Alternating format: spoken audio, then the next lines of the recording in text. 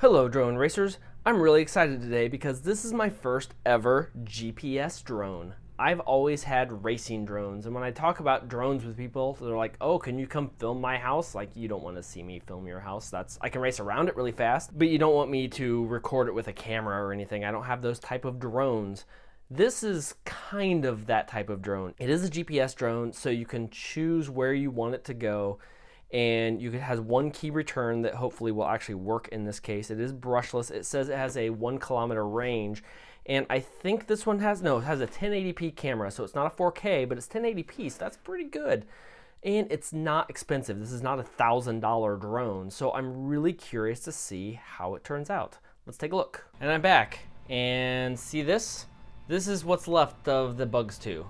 We're gonna have a couple lessons here. Because one, the Bugs 2 was really cool, so I am really bummed that this is it, meaning it's gone. I have no idea where it is. It's just gone. Lesson 1, if you have a YouTube channel, record everything. Even if you are just testing things in order to set up to do a recording later, record that anyway, because I would love to have some additional footage here. And I don't. I would love to be able to show how well the Bugs 2 held its position with the GPS. Even though it doesn't have a camera, for the price, I got it so I could fly it to the middle of my yard, set the controller down, walk away, and just do whatever. So my plan was to be able to set it up, fly it out there, set the controller down, and do other reviews if I still had it. Because it did a really good job at that. I don't know how good the camera ended up looking because the card is still in it. The problem I had is I tested return to home just a little bit because that's, to me, the coolest feature.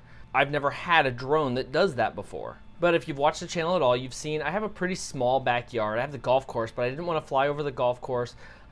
It raises itself up when you hit return to home, the button here. It raises itself up to a certain elevation and then comes back. And I don't always know what's in my airspace. I don't like to fly anything very high in my yard. Most of the time I stay under the trees or right around there. I went racing in the middle of a cornfield basically yesterday. I took it out. I wanted to do a test. I flew it probably half a mile away, so I had a couple observers who could just barely see it and hit return to home. We lost it as it was coming back. We didn't know where it was, but the control here is really nice.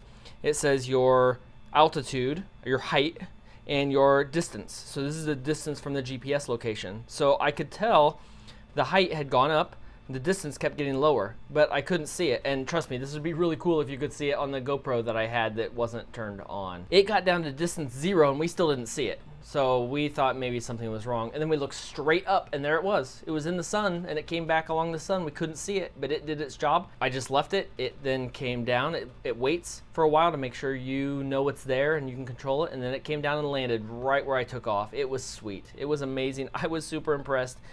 For the price, it was really, really cool. And then one of the other features it has is if it loses its connection to the radio, it automatically returns to home. So I actually wanted to try that. This was gonna be my one opportunity. So here's where I went wrong, and this is if you get one of these, what you should know. I took it out and I was going up and forward, and I just left these, and it was really windy. So I was just going this, figuring I'm gaining elevation. I made sure I was staying underneath the limit, and there was no air traffic in the area at all. I definitely wasn't gonna be anywhere even close to that. So I was just going, and observers were watching. There were a couple people who there. It was actually a race day, and we were in between races, and they were hanging out and watching. And about 900 meters, I lost signal. Like, okay, now return to home. And I waited, it didn't come back, and I looked, and what had happened, here's what happened. The height was only at 15 meters. So I think it doesn't have quite enough power to go full forward and gain altitude at the same time going with the wind. So that's what was happening. I was flying with the wind, and it was losing altitude. If I was going against the wind, it probably could have been gaining altitude, but I was going with the wind in the direction I was going. I didn't notice, and it was losing altitude. So probably what happened is it hit a tree and it was gone. And like I said, I was out in the middle of nowhere, and I don't know the neighbors, and I know the direction it was going, but it was not a case where I was going to be able to try and recover it, unfortunately. So I'm really bummed because I don't know what the HD camera, how good it was, but it was exactly what I've wanted for a while, to be able to just set up on my backyard and do other drone reviews around. It would just sit there and record. And flybys with other drones would look really cool, right? Well, they would have, except it's gone. So That's my one caution, is if you are flying with the wind and you're trying to gain altitude, make sure you have enough altitude and keep an eye on your height, because that is why I lost it. It lost altitude. I wasn't expecting it. I thought it was going to be going up, not down at that point, or would have at least gained more altitude. And unfortunately, it's gone. For the price, it was so good. It was so good. Once I locked it in, once I figured out the buttons, which were really easy to use, you just put it forward and you set it, and I just set the controller down, and you didn't have to do anything. And I know people have had Phantoms for a long time that do that, but a Phantom is $1,000. This is what, $160? I have to look again. It's under $200 for sure.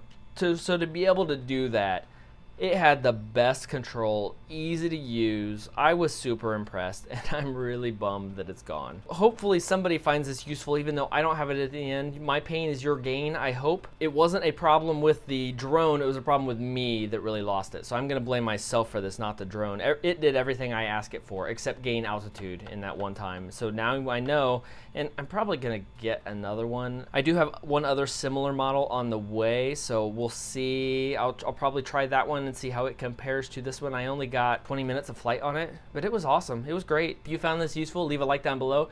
If you feel sorry for me, go to Patreon in the link down below, and hey, throw in $1. Maybe if we get enough of them, we'll do an actual review with the camera and stuff, and I won't be an idiot that time. And until next time, remember, always just record everything you're doing with drones. That's why I say my goggles must have a DVR, because I want to record every flight. Unfortunately, I didn't get this one.